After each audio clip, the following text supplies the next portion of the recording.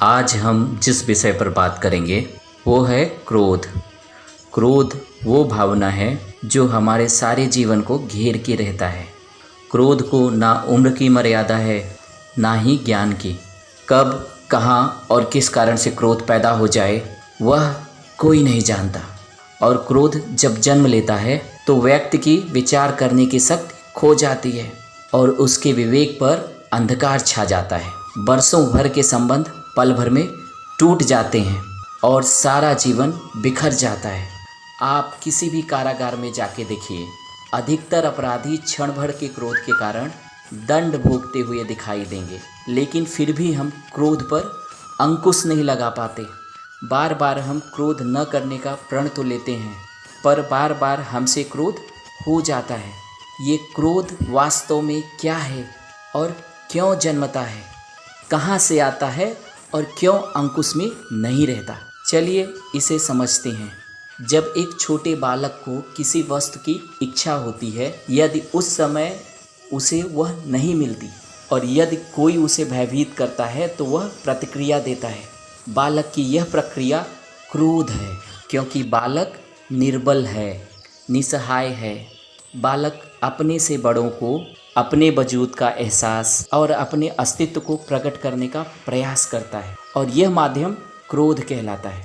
और बड़े होने पर भी क्या हम ऐसा नहीं करते? क्या क्रोध हमारे भीतर बैठे बालक का प्रतिभाव नहीं?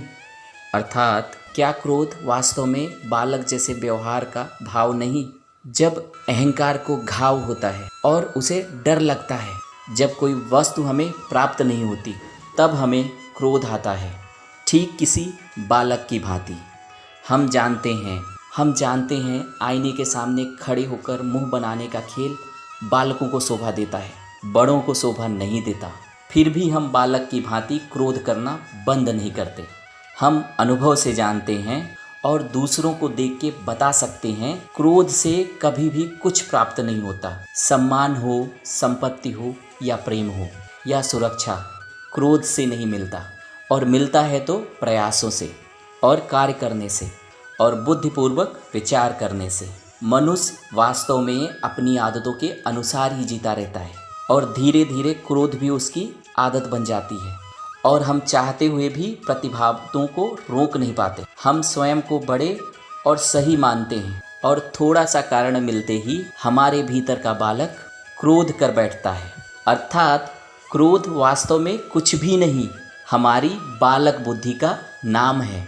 यदि हम इतना स्मरण रखें कि हम बालक नहीं हैं और बालक जैसा व्यवहार मुझे शोभा नहीं देता, वैसे ही क्रोध स्वयं ही बंद हो जाता है और आप अपने विवेक से काम लेने लगते हैं। क्रोध का सबसे बड़ा वार होता है विवेक पे, और क्रोध न करना ही आपको आगे ले जाता है। क्या ये सत्य नहीं? धन्यवाद।